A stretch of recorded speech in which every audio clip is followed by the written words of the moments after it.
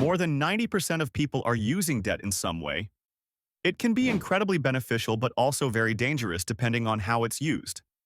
So how do you use debt to your advantage, and how do you avoid the traps? So what is debt?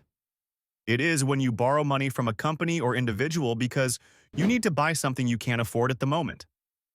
For this loan, you will then pay the lender a set amount of interest on a regular basis. Normally, a set percentage per year, split into monthly payments.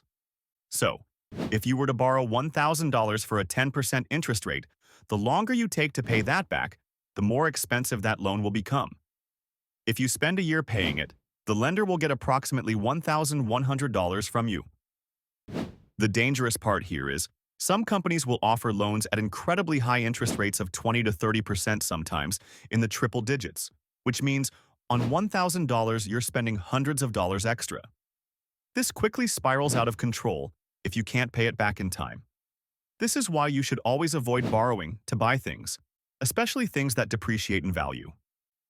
Borrowing to pay for things, especially day-to-day things, especially things that can be considered luxury items that you don't really need but really want, is a dangerous path.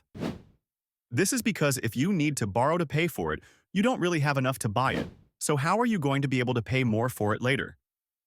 Debt should only ever be used as leverage for something that greatly benefits you financially in some way. One debt that can be both a liability and an asset is credit cards. They often have really good incentives to encourage spending with cashbacks and other point systems. These can be really beneficial since you get something extra from what you were already spending. The issue comes when you end up buying something you don't really need to reach the next level of that card, or if you spend more than you have, which is really easy with a higher credit limit, which the companies are really good at giving you. Once you overspend or don't pay within the allotted time, fees and high interest rates hit, and they hit hard, often in the high 20s. Which means for every $100 that you have spent, you end up paying $20 to $30 plus fees on top of the price of the goods or service you purchased, making that item incredibly expensive. The minimum monthly payments also usually pay back the debt incredibly slowly, maximizing the company's profits and interest from you.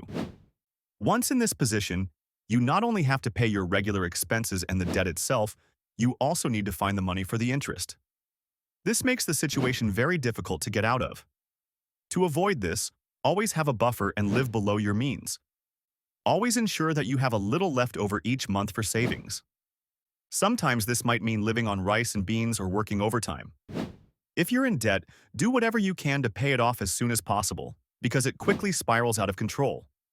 Avoid debt, especially credit cards, personal loans, and similar, as it's way better to save up to what you want to buy. It's way cheaper in the long term. However, you can use loans to your advantage as well. This isn't without risk and should only ever be considered if you have good margins and is willing to risk ending up in a bad position. This could, for example, be, instead of paying down on the mortgage at a faster rate, putting some of that money on the stock market for a, hopefully, better return. In general, if you're better at spending than saving, I highly recommend avoiding debt completely. This way, the financial life will be a lot easier with significantly less stress. If you have any questions or thoughts on the subject, please let me know in the comments. And if you haven't already, hit that like button and subscribe button. See you in the next video.